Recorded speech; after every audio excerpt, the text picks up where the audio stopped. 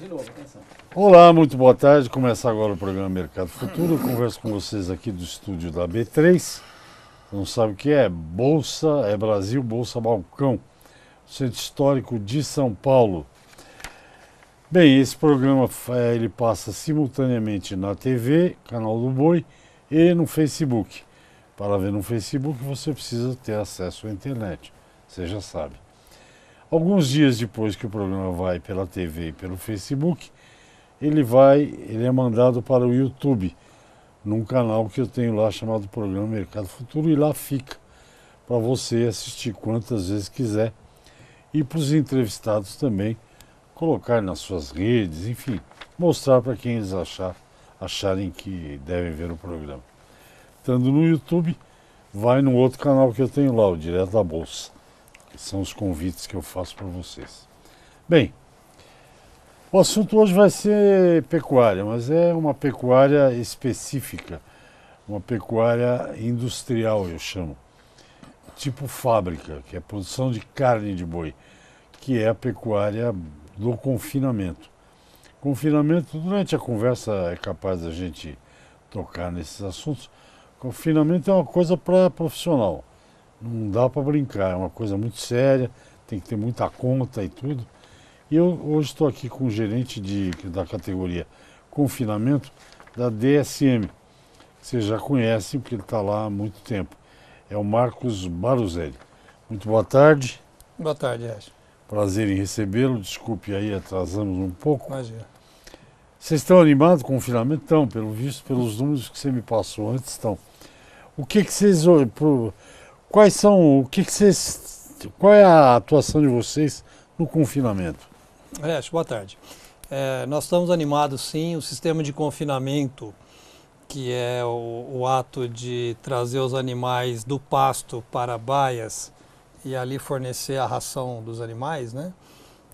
É um sistema que cresce muito no Brasil. Se nós voltarmos 10 anos atrás, tínhamos 2 milhões de animais confinados no Brasil. E no ano passado nós confinamos perto de 4 milhões e meio. Eu acredito que até 2020, ou seja, daqui 2 anos, o Brasil vai estar confinando 5 milhões de animais por ano. Lembrando que o Brasil abate 42 milhões de animais, dos quais 5 milhões serão confinados, né? E um outro tanto desse reste semi-confinado, que é um outro sistema de produção, mas que ao invés de trazer o animal para as baias, para os lotes de confinamento, a ração é que é levada para o animal a pasto. Então esse sistema... Isso é o que caracteriza o semi-confinamento. É o que caracteriza o semi-confinamento, que tem crescido muito também, talvez numa proporção até mais acentuada que o próprio confinamento. Quando o cara faz acabamento, o que quer dizer isso? Ele leva também a ração no pasto? A gente chama de acabamento a fase de terminação do animal, a fase de engorda, né? Que são o último estágio antes de mandar o animal para o frigorífico. Então, tanto o confinamento como o semi-confinamento são sistemas que promovem altos ganhos de peso e deposição de gordura na carcaça do animal. Então, é o acabamento de gordura que a gente fala, né? Eu ouvi dizer recentemente, e aliás a Socom faz isso, né? Não é tão recente, que a mão de obra exigida para o confinamento é uma mão de obra muito especializada. O produto que você está representando aqui da DSM, ele já vai tudo preparado ou o cara tem que preparar? Como é que funciona isso? A equipe... Sabe que no confinamento, se o cara errar numa misturinha, já dá um prejuízo da hora, né? Confinamento é um sistema que requer gestão, né? Requer uma mão de obra mais capacitada, mais treinada. É muito importante métrica, né? Colher dados, fazer uma ração bem balanceada e treinar a equipe de funcionários para que eles entendam como funciona o sistema de confinamento, né? Que é diferente do sistema a pasto. Então o confinamento ele é muito mais intensivo, ele promove ganhos de peso maiores, muito mais produção de arrobas, né? Por exemplo, em 90 dias de confinamento é possível produzir 6, 7 arrobas. coisa que vai levar 1 ano no pasto para um bom produtor. Então, assim, ele é muito intensivo. Um bicho engorda, chega a engordar 7 arrobas Em 90 em 30 dias, 100 3 dias. meses. Exatamente. Chega a ganhar 1,8 kg, em alguns casos até 2 quilos por dia de ganho de peso.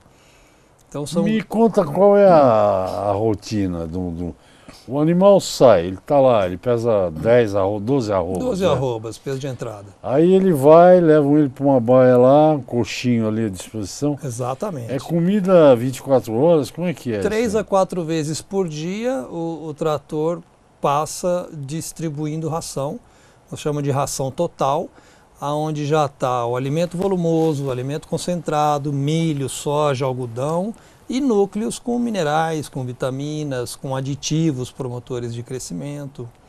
Hoje existe uma família muito grande de aditivos disponível para o produtor. Isso pode para mercados União Europeia, essas coisas? O que o Brasil não pode usar é hormônio, né? Isso está proibido por lei, embora outros países usam, como a Argentina, Estados Unidos. Mas no Brasil não é possível, não é permitido.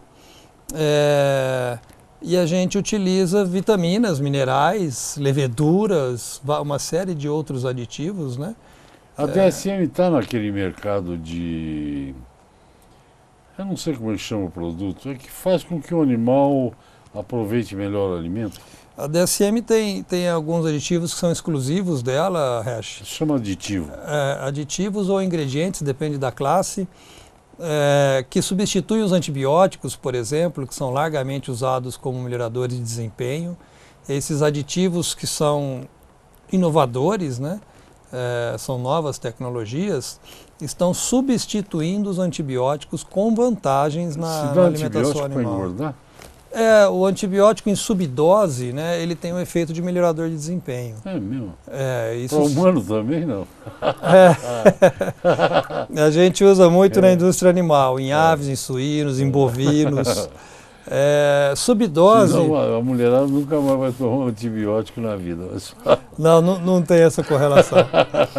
Mas para animais de interesse zootécnico, né, a gente usa a monenzina, por exemplo, é um ionóforo usado numa dose bem baixa, ele promove uma melhor eficiência alimentar, né? E a DSM tem aditivos hoje que substituem esses antibióticos, que são chamados óleos essenciais ou bioflavonoides, né?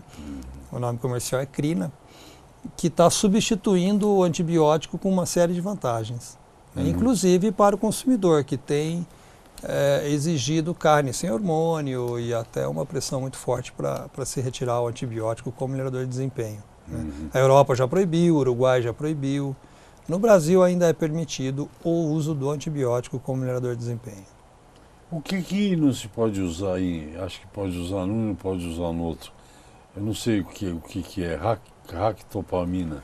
Bovino não se usa? Não, no Brasil não. Tem vários países do mundo usando, aqui não tem uso. O nome é muito feio. Mas esses aditivos, o que eles fazem? Falando um intervalo, falando da monenzina, que vamos dar um intervalinho, você explica já. Perfeito. Monenzina. Monenzina. Converso com... Você é veterinário também, né? Zootecnista. Zootecnista. Marcos Baluzelli, ele é gerente da categoria confinamento da DSM. A DSM, se não é a maior, uma das maiores empresas de nutrição animal brasileira, né? A gente já volta até já. Ok, estamos de volta. Ao meu lado, Marcos Baluzelli, gerente da categoria confinamento da DSM, falando de aproveitamento dos alimentos, melhoramento do aproveitamento no rumen dos animais bovinos. Falando de confinamento. O Marcos tem um número que eu não tinha ouvido até hoje, ouvi hoje, que daqui a 2 anos, basicamente, o Brasil vai produzir carne de animais confinados mais de 10% do total abatido por ano no país. Exato. Nós estamos em 42 milhões de cabeças, por aí.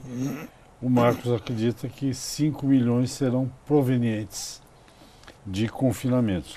E como eu disse no começo do programa, o confinamento é matemática, né? Tem que fazer conta, né? Quando o produtor vai confinar 90 ou 110 dias, você está falando da Da monenzina? monenzina, você vai falar da monenzina. Uhum. Mas depois disso, como é que ele calcula botando esses aditivos e tal? Mas primeiro a monenzina, o que é? Então, como a gente vinha falando, a monenzina é um aditivo classificado como um melhorador de desempenho, que usado em subdose melhora o processo digestivo dos alimentos, né? Melhorando o que nós chamamos de eficiência alimentar, conversão alimentar, ou seja, o que o boi come ele converte mais em carcaça. Vira carne. Então esse é o princípio do uso desses aditivos. E esse, A DSM tem aditivos que substituem a monenzina hoje, que são os óleos essenciais. Eles fazem a mesma coisa que a monenzina faz, por exemplo, só que eles não são antibióticos, eles são óleos essenciais. Então, tem óleo essencial que eu ouvi falar é de óleo essencial de laranja, de limão, o que é? É uma série de... é um blend, né, de óleos essenciais, é um mix que provém de quatro plantas, que tem esse efeito de trazer um efeito melhorador de desempenho. Então o animal converte melhor aquilo que ele está comendo quando na ração tem esse tipo de ingrediente. Tá, e isso aí é ministrado como? No meio do Na ração, milho? tudo misturado. No meio do milho, da soja, do alimento volumoso. É que é um pó? É em pó, é em pó. Não é líquido? Não, é um premix em pó que vai misturado. Na hora de preparar a ração, você adiciona também esses ingredientes. Isso é feito na propriedade? É feito na própria propriedade, Resch. O confinador normalmente tem um barracão onde ele mistura os ingredientes, né, antes de distribuir aos animais no coxo. Aí põe no trator e vai lá. Põe no trator nas devidas proporções. O trator às vezes já é um vagão misturador e depois é só esparramar no coxo. Agora aqui, por exemplo, cada cabeça é uma sentença. Cada confinador tem lá deve ter suas idiosincrasias, para usar uma palavra que ninguém sabe muito bem o que quer dizer. Vocês fazem aquele que eu chamo tratamento, quer dizer, personalizado, quer dizer, você visita a fazenda, vê o sistema usado, tipo, eu imagino que se o cara usa mais algodão, farelo de algodão, sei lá, do que farelo de soja, deve ser diferente o que tem. Exato. Proteína que tem num, que tem no outro e tal. Como é que é o trabalho de vocês? Nosso trabalho, de toda a equipe técnica da DSM, que são hoje mais de 80 técnicos a campo, que diariamente saem para prestar esse serviço, ele inclui balanceamento de ração. Então, ou seja, é um produtor que está lá em Goiás e ele tem hoje um sorgo com um preço vantajoso frente ao milho, por exemplo, nós substituímos parte ou totalmente o milho por sorgo na hora de balancear a ração.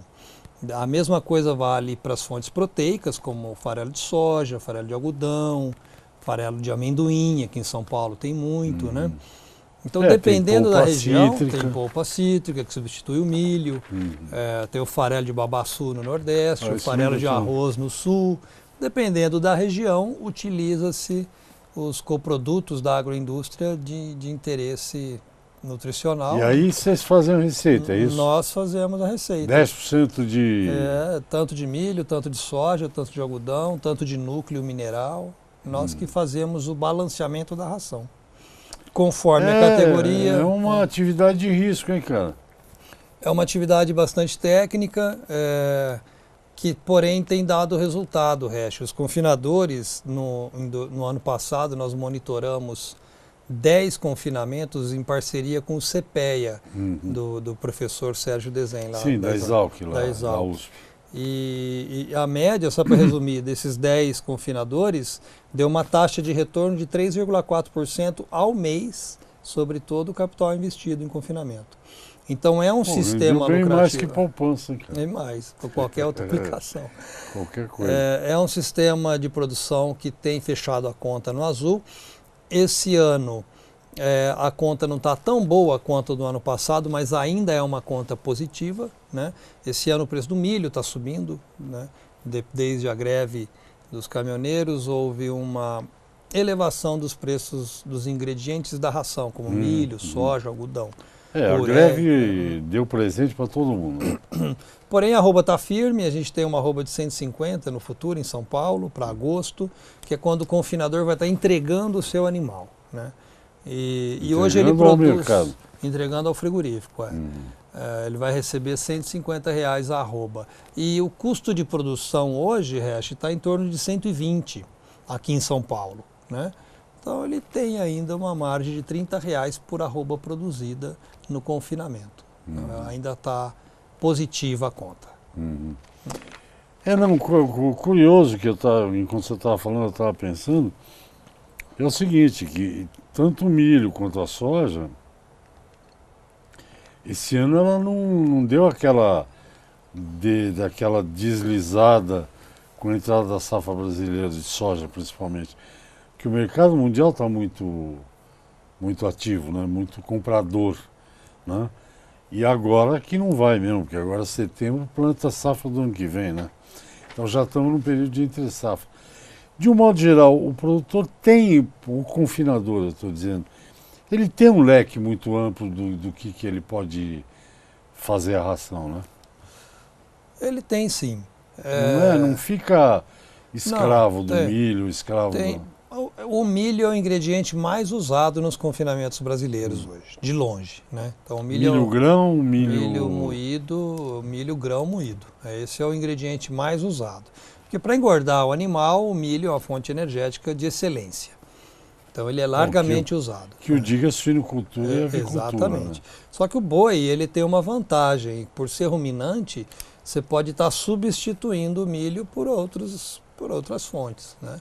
A própria silagem de milho, que é a planta inteira, ou a polpa cítrica, como você mencionou, que São Paulo é um grande produtor de suco de laranja. São Paulo e Minas. O subproduto é a polpa cítrica pelletizada. Agora, como é que tudo bem, você fez um acordo lá com o Exalc que monitoraram 10 propriedades. 10 propriedades. Né? Mas essa é a maneira que você tem para controlar, para ver se o teu cliente faz a coisa certa lá, a mistura certa. Exato. A nossa equipe técnica está constantemente visitando, treinando, prestando serviço técnico. Por exemplo, se surge um ingrediente mais barato em Mato Grosso do Sul, por exemplo, como agora está surgindo os resíduos das usinas de etanol de milho. Eu ouvi falar de milheto também. O próprio milheto. Então são fontes alternativas ao milho e à soja. Nós estamos constantemente antenados nessas oportunidades para auxiliar nossos clientes, né, confinadores, a trabalhar com os melhores ingredientes. Nós vamos ao segundo intervalo. Eu converso com o Marcos Valuzelli. Eu falei no começo do programa, confinamento é fábrica, gente. É que nem fábrica. Não tem a montadora de automóvel, então ela compra a peça de todo mundo lá, autopeça, lanterna de um, pneu de outro e tal, e monta. O boi é o contrário, né? O frigorífico desmonta. Mas quem tem confinamento, por exemplo, você engordar 10, quantas arrobas você falou? 7 ou 10? De 6 a 8. Em 90 dias, gente, precisa ser, craque. Mas vamos no intervalo, eu já volto já. Ok, eu converso com o Marcos Valuzelli, gerente da categoria de confinamento da DSM. DSM é um gigante aí do setor de nutrição brasileira. Ela é de capital holandês. Aliás, já que estamos na semana, no meio da Copa, né, do mundo de futebol, eu estou muito chateado porque eu gosto, não é para provocar brasileiro, eu não torço contra a seleção brasileira, evidentemente. Mas 2 times que eu gosto muito eu sempre acompanho os jogos.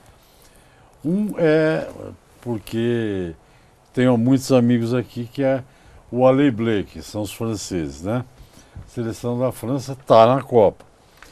Mas o outro que eu adoro ver jogar é a Holanda, com a sua cor laranja, né? Laranja mecânica. E a Holanda esse ano, não sei o que aconteceu com os holandeses, que não se classificaram para a Copa. A Itália também não. A Itália, Azurra também, Baruzelli, né? Não tem para quem torcer, né? Torcer pro Brasil. Segundo time, só o Brasil, né?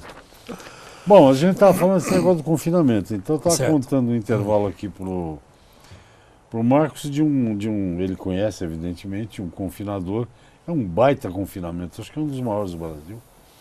Ele estava todo sorridente com o preço do milho, porque já comprou 60%.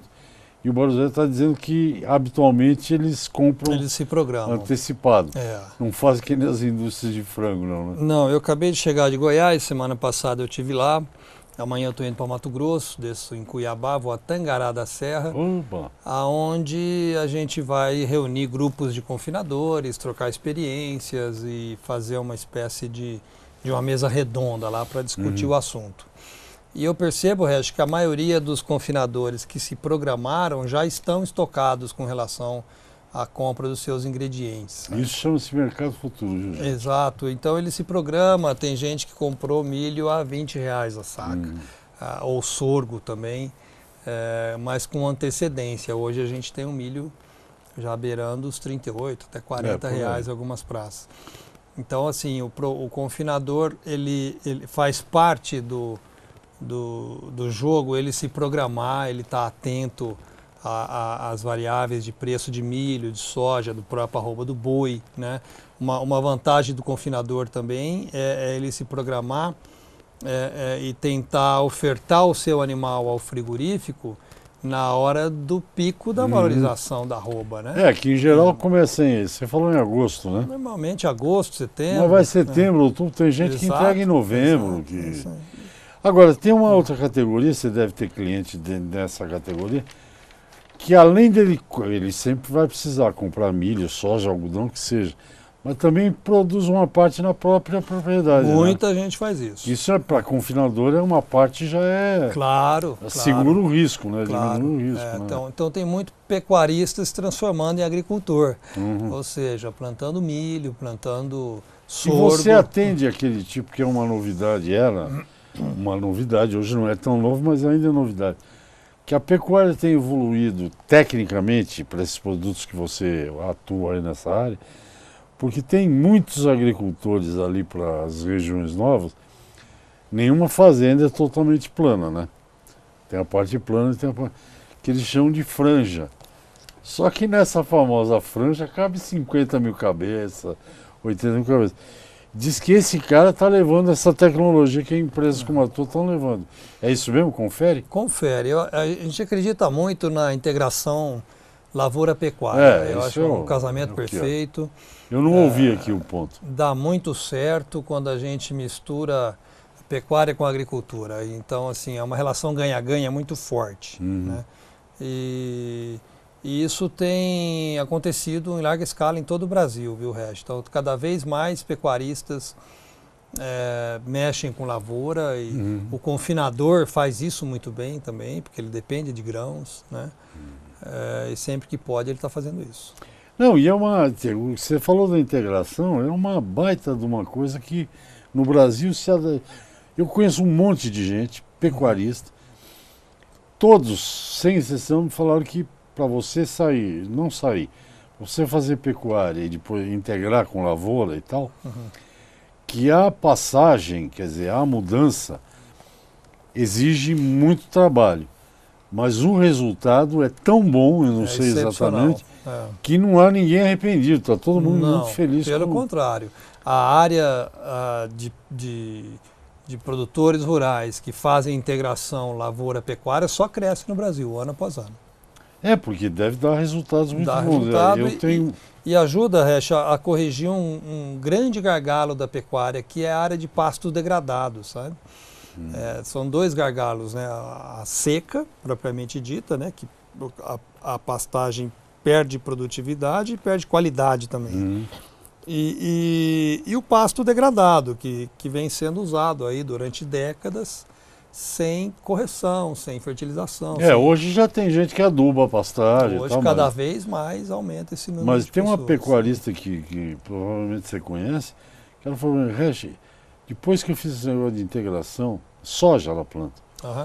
Você não tem ideia, eu tenho foto, você não tem ideia de como a soja fixa nitrogênio. Exato, né? E o pasto vem forte. Você não tem ideia da qualidade do pasto que eu tenho. Exatamente. Quer dizer, você dá uma economia, porque pasto é pasto. Não estou falando de comprar milho para dar comida, né? É. E falando em semi-confinamento, Resch, esse pasto que vem de uma integração lavoura-pecuária, né? Aí você colhe a soja ou o milho, ou o que tiver, e depois ainda tem uma pastagem disponível para uso na entrada da seca. Esse é o momento ideal de se trabalhar com semi-confinamento. Ali se fornecer uma ração a pasto para esse animal, mais um pasto recuperado, vamos chamar assim, os ganhos são bastante expressivos. Boas notícias. Eu estou entusiasmado aqui com o Marcos, você está 5 milhões de cabeça em 2020, é bastante, hein? É sim, sim. É isso mesmo. A previsão é essa. A gente tem um serviço de informação de mercado, estamos prevendo para esse ano perto de 4 milhões e meio de animais confinados. Beleza, mais de 10% do que abate. Mais de Nosso 10%. tempo acabou. Tá ótimo. Marcos, eu adorei sua visita, fazia séculos que eu não te vi. Eu acho que a última vez que eu te vi ainda não tinha nem a DSM comprado a Tortuga. Fazia tempo mesmo. Faz tempo. Esse estúdio aqui você não tinha vindo ainda. Primeira vez. Era aquela bancadinha, né? Bom, obrigado, eu espero que você volte. Eu que agradeço, Resch. E sucesso, eu espero que você esteja certo em todos os teus números aí. Obrigado. Obrigado. Gente, todo de segunda a sexta eu estou no ar. Até o próximo. Obrigado.